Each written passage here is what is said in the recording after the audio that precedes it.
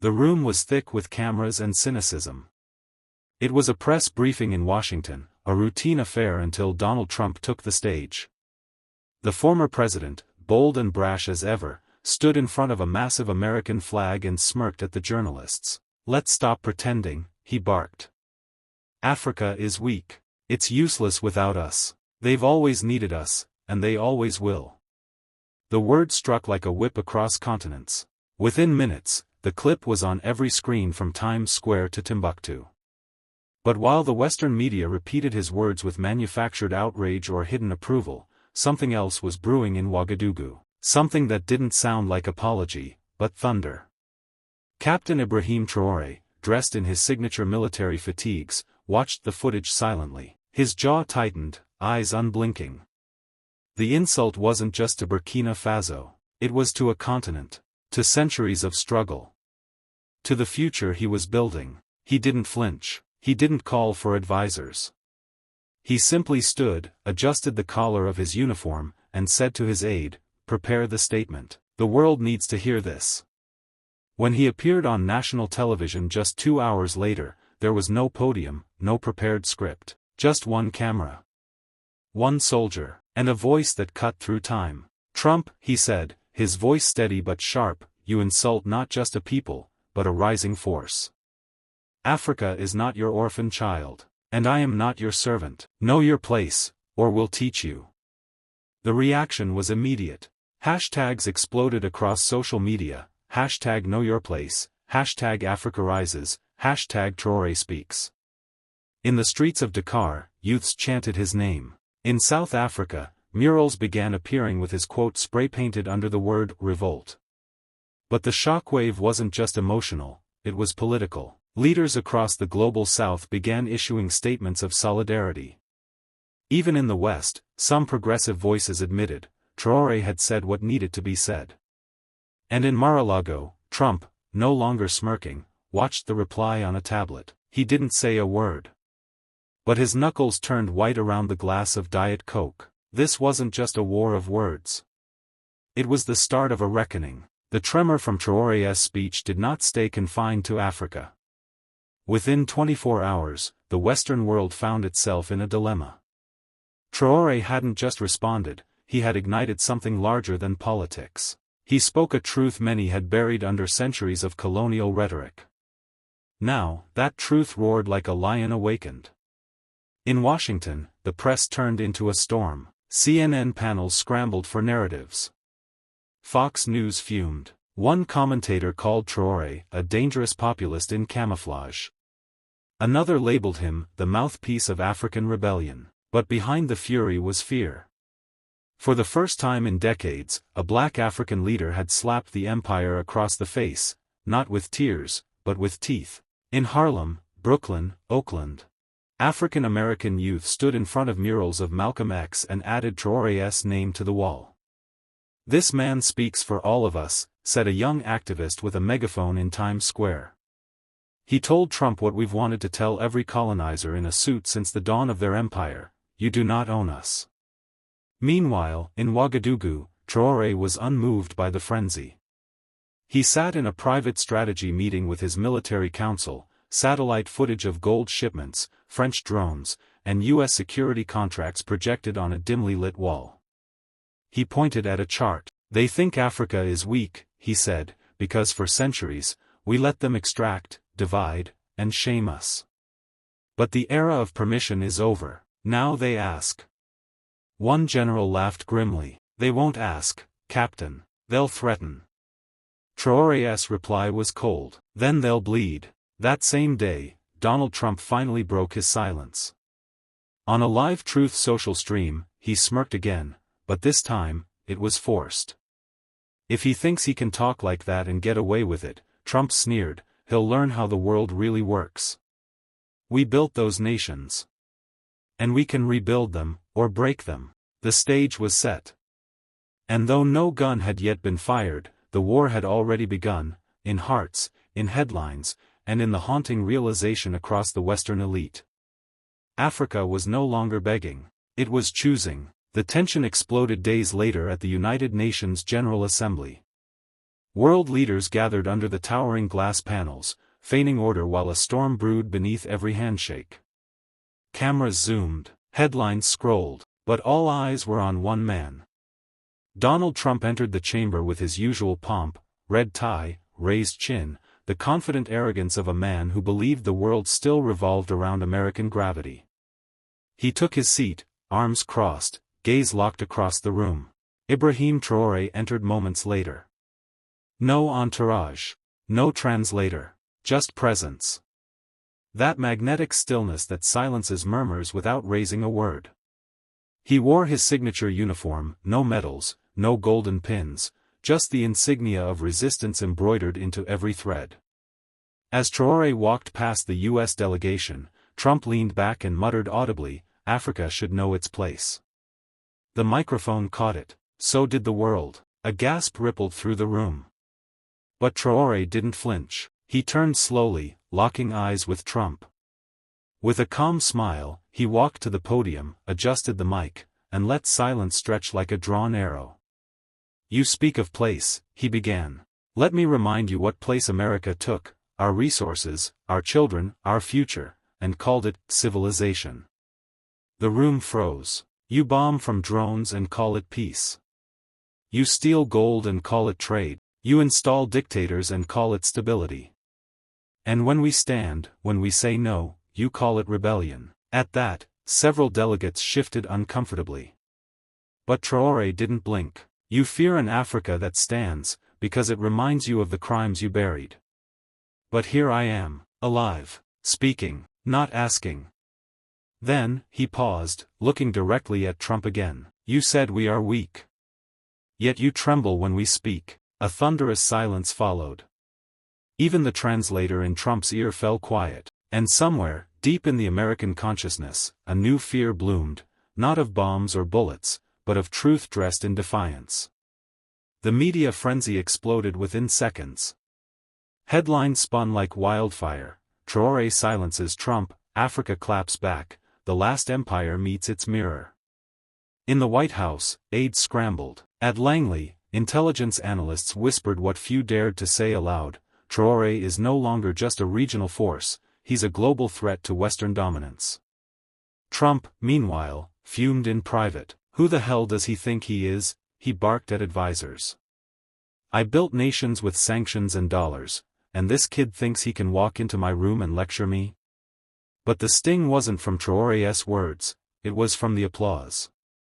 When the Burkinabe leader walked off that stage, a slow, steady clapping had erupted, not just from African nations, but from parts of Asia, Latin America, and even corners of Europe tired of American arrogance. It wasn't political, it was primal. A recognition of something honest and raw. Something the world hadn't seen since Mandela: defiance without fear. That same night, Trump called an emergency roundtable. "We need to send a message. Sanctions, aid cuts. Maybe a little military pressure in the region, remind him who holds the cards." But in Ouagadougou, Traoré had already anticipated it. His speech wasn't for applause, it was bait, and America had bitten. Across Africa, alliances tightened. Gold trade bypassed the dollar. New oil routes ignored Washington. Young people rallied behind the idea that Africa could rise, not with charity, but with courage. In private, Traoré met with his top advisors. "They will try to punish us," said one. "Let them," Traoré replied. The world watched, and for once, they did not clap for an empire. They clapped for Africa. He paused, standing before a map. His hand hovered not over Burkina Faso, but the entire continent. "This isn't about one country anymore," he said quietly. It never was. The response from Washington was swift. Within 72 hours, the U.S. Treasury announced sanctions targeting key Burkinabe industries, mining exports, rare earth shipments, and foreign reserves held in Western banks. CNN ran the banner, "America hits back at Traoré." But while U.S. officials congratulated themselves, they failed to see what was already unraveling beneath the surface. Traoré had prepared for this moment long before the speech. For months, he had quietly shifted reserves away from the dollar, moved gold through African and Middle Eastern routes, and cut new bilateral trade deals with powers not aligned with the West.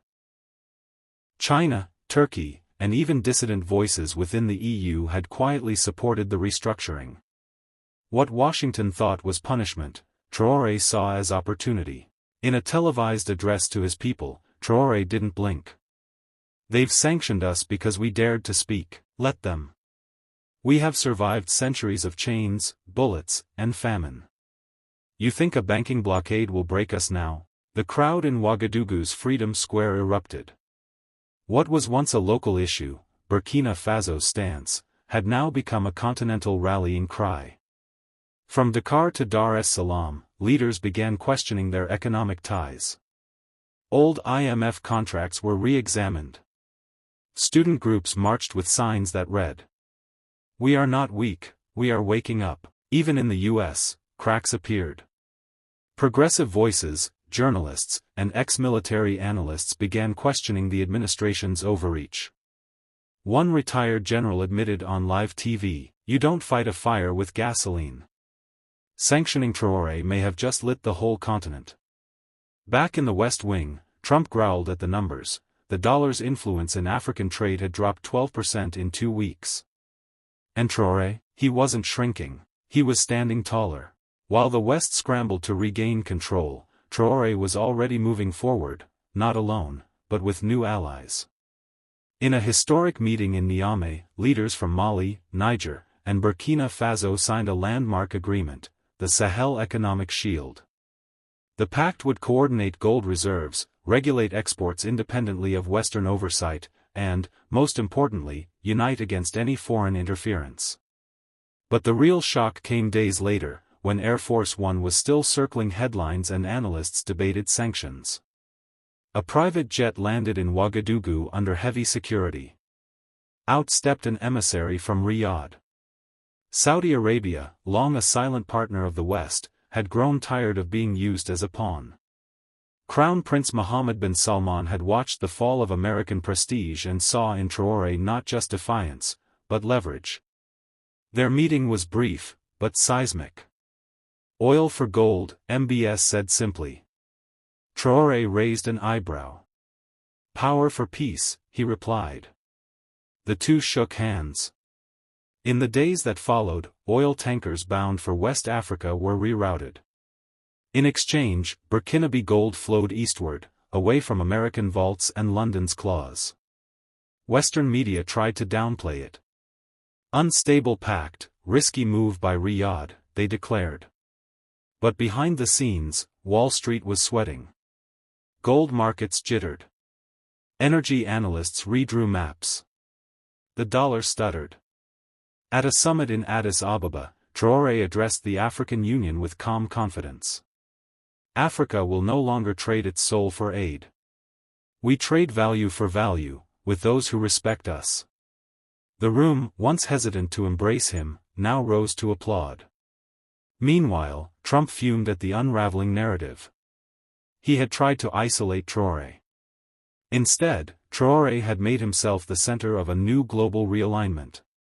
In Washington, Trump's advisors were panicking. What was supposed to be a simple containment operation had become a geopolitical landslide. Gold shipments had slowed to a crawl. African leaders once pliant were now quoting Traoré in their speeches. The media had flipped, not in favor of Traoré, but against their own administration's impotence. Trump slammed his fist on the Situation Room table. "I told you to break him. Not make him a damn symbol." But every threat only seemed to embolden Traoré. Every smear campaign elevated his legend. Even American youth were sharing his speeches on social media, not out of political loyalty, but out of admiration for his audacity. Meanwhile, the IMF warned of an impending debt backlash across Africa. Traoré didn't flinch. "Let them call in the debt," he said. "We'll pay them in the currency they left us, resistance." Across Africa, a wave of financial nationalism surged.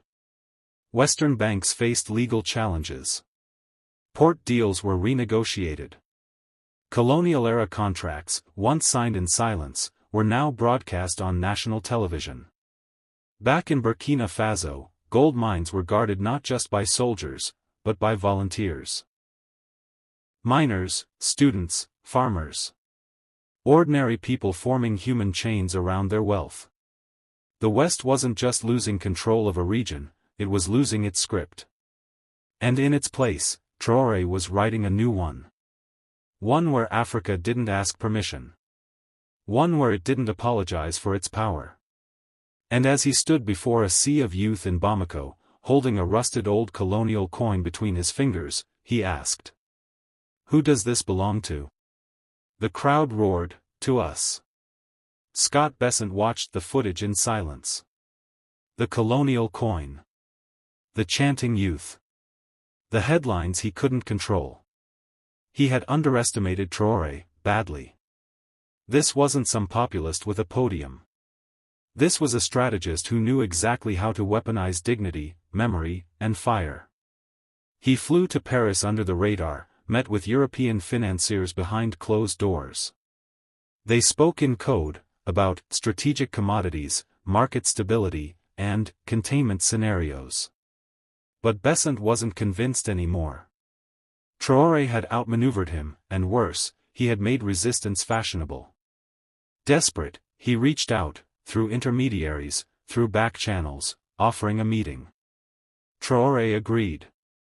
But when they met, there was no red carpet, no diplomatic courtesy. Just Traoré, seated under a baobab tree in a military outpost. No translators. No cameras. Just eyes that had seen too much to be impressed. "You came to take our gold," Traoré began. "Now you come to ask for a deal." Bessant tried to keep his composure. "I came to make peace." "The markets." "Your markets," Traoré interrupted. "Not mine. Not ours." Bessant leaned forward. "You don't understand what you're starting." Traoré didn't move. His voice was calm. "No. You don't understand what you ended." And then, from behind the tree line, emerged the future Bessant feared most, delegates from Mali, Niger, Guinea, even Chad. Nations that had once fallen to divide and rule, now standing united. "You came for gold," Traoré said. "But what you found was unity." And for the first time in his career, Bessant had nothing to say. News of the meeting spread like wildfire, though no press had been allowed, details leaked through whispers and sharpened into thunder. Bessant had come begging, and left speechless. That was the headline rolling across Africa, flooding radio stations in Bamako, Libreville, and Kinshasa. In Dakar, children spray-painted "Gold is ours" on colonial statues. In Harare, students held signs reading "Not yours anymore." The West didn't know how to react. G7 leaders convened emergency calls. IMF projections scrambled. CNBC analysts labeled it "economic rebellion." On Wall Street, there was a quiet panic, the kind that traders hide behind suits and smiles. But it was there, in the tremble behind their forecasts.